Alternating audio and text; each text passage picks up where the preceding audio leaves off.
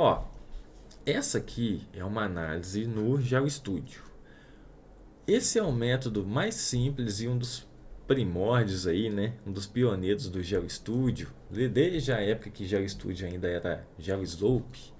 E ele vai trabalhar da seguinte forma: o software fala assim para você, ó, para eu te dar um resultado de estabilidade, para eu te apresentar um fator de segurança, você vai ter que me dizer aqui quais as configurações você quer. E ele vai pedir para você traçar uma malha de centros. O que é essa malha de centro? Todas essas linhas aqui, ó, quais horizontais e verticais que se cruzam, são um possível centro de uma superfície de ruptura. Então, ó, é como se a gente pegasse um compasso, né? Abrisse esse compasso até tocar no talude, rodasse ele aqui até ele sair em uma outra porção, sair no pé do talude, por exemplo. Então isso aqui, ó, vai me dar o quê? Vai me dar um fator de segurança. Esse pontinho que vocês estão vendo aqui em cima, vermelho inclusive, é um fator de segurança. Fator de segurança igual a 1. Como é que a gente determina esse fator de segurança? Fator de segurança é resistência ao cisalhamento sobre tensões atuantes, né, de cisalhamento ao longo dessa superfície aqui de ruptura. Tá, beleza. A partir disso, então, o que acontece é, no GeoStudio, nesse método de grade e raios, o que a gente vai fazer? Você vai estabelecer a posição dessa malha, isso é você, o usuário, que delimita isso, e vai estabelecer também a chamada caixa de raios. O que é isso? São essas linhas aqui, ó, ou essas retas, que estão tocando o talude aqui embaixo. Ó. Então tem as contínuas e tem as tracejadas. Ó. Até esse número de tracejadas aqui, você vai delimitar isso lá dentro do software. E aí, basicamente, ó, eu vou traçar aqui em preto essa região aqui da a caixa, né, desses raios. O que representam então essas linhas? Elas são os possíveis pontos de tangência da superfície de ruptura. Então, ó, eu tenho aqui o meu centro da minha malha. Vamos supor que eu dividi essa malha aqui em 4. Então, todos esses pontos aqui, ó, são centros de uma circunferência aí, né, um círculo, onde esse centro vai me dar um fator de segurança. E o meu talude está aqui, ó. Quando eu traço aí essa caixa de raios, por exemplo, vai ser 3 linhas aqui, eu estou falando para o software o seguinte: você vai pegar cada um desses pontos aqui, ó, da malha de centro, e vai fazer a circunferência, um segmento de circunferência tangenciar essa caixa de raios. Então, vamos supor que esse ponto aqui, ó, pode tangenciar aqui, pode tangenciar aqui e pode tangenciar aqui embaixo. Claro, né? Tem que tocar no talude. Deixa eu fazer de novo para você entender. Vou fazer agora no desenho aqui, ó. Vamos pegar aqui. Ó, vou pegar esse ponto aqui em vermelho na minha grade. Se eu tenho essa caixa de raios, pegando lá no talude, por exemplo, aqui em cima, eu vou traçar uma circunferência que está tangenciando aqui, ó, aqui embaixo, ó. E ela vai sair aqui no talude. Com isso, o que a gente faz? O que o software vai fazer, e você também consegue fazer isso à mão, né, dependendo do método, é delimitar a sua cunha acima dessa superfície. E aí sim, você vai e divide isso aqui em várias fatias. Isso é o método das fatias, né, lá da teoria de estabilidade de taludes. E aí você quantifica o quanto você tem de resistência ao cisalhamento e o quanto você tem de tensões cisalhantes. Essa é a essência dessa análise ou desse estudo. Então, sendo assim, o que está acontecendo? Nesse caso aqui, ó, com esse traçado dessa malha de centros, você vai ver que esse pontinho vermelho aqui é a resposta da análise. O que que é isso?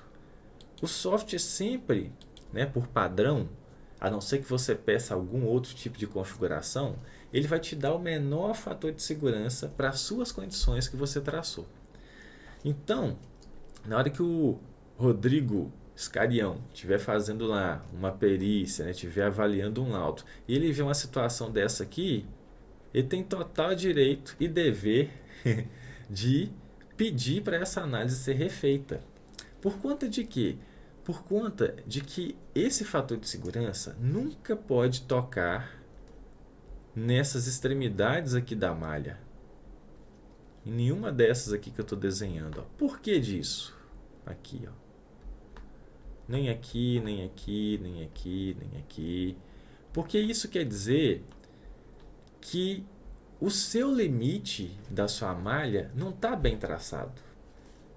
Se você está chegando em um fator de segurança igual a x, né, um número qualquer, e está caindo nessas extremidades, isso quer dizer que se você puxasse um pouquinho mais essa malha para cima, com toda certeza esse fator de segurança seria menor do que o que você está encontrando.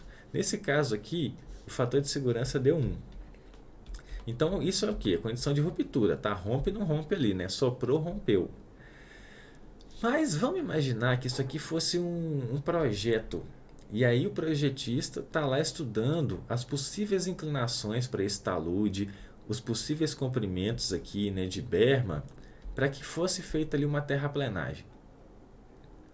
Então, fator de segurança igual a 1, lá no campo já rompeu. Mas vamos supor que você achasse aqui um fator de segurança igual a 0,9. 0,9 não tem significado físico, já teria rompido lá no campo, lá na prática.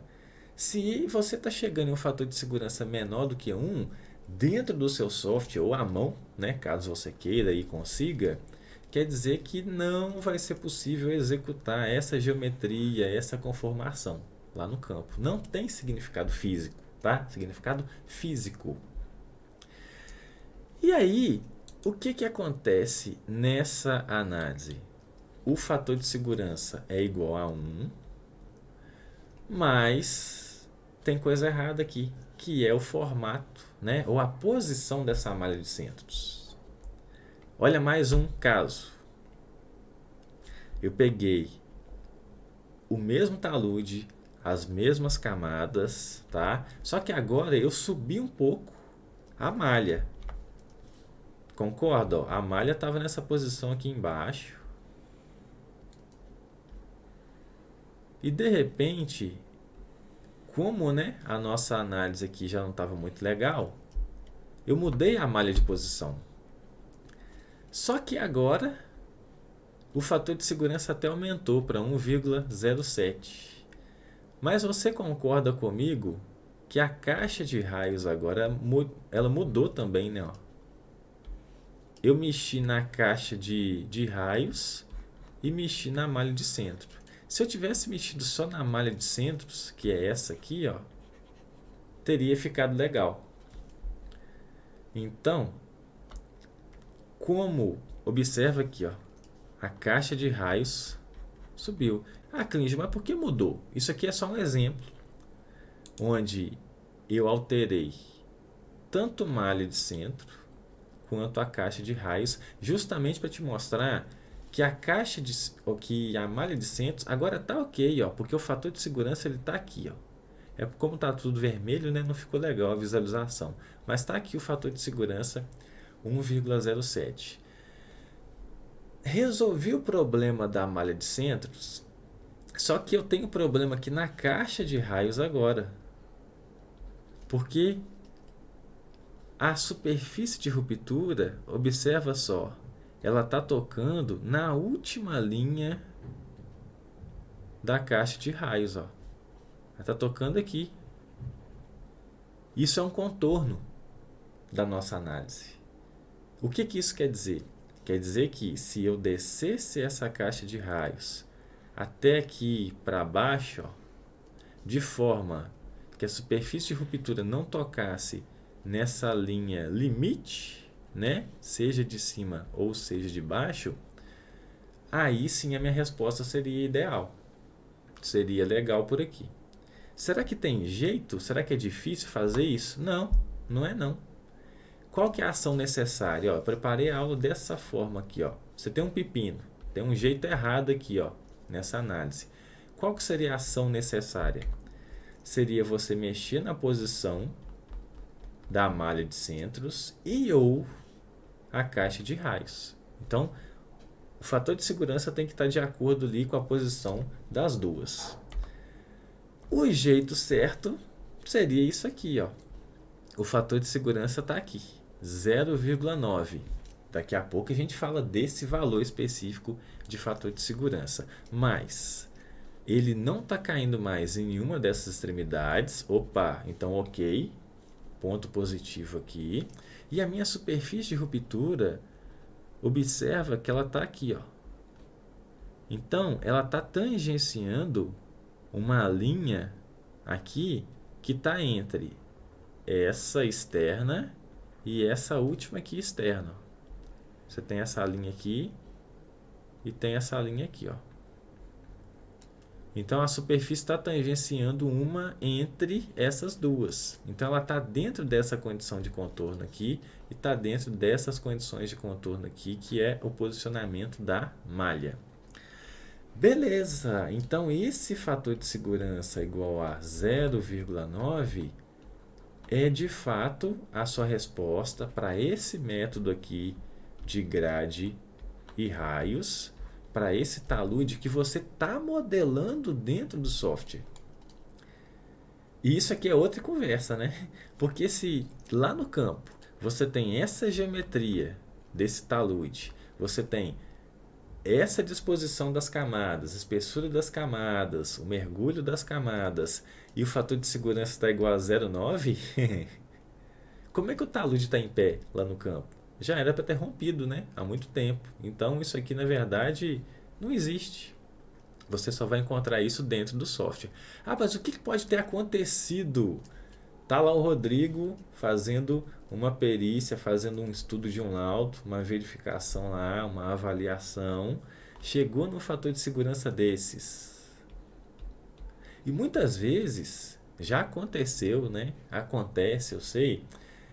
Você pega laudos que só tem o fator de segurança, mas não tem nenhuma conclusão. Isso aqui, qual que é a conclusão para isso? Ficou faltando. A conclusão é que deu lenha na hora de fazer a análise.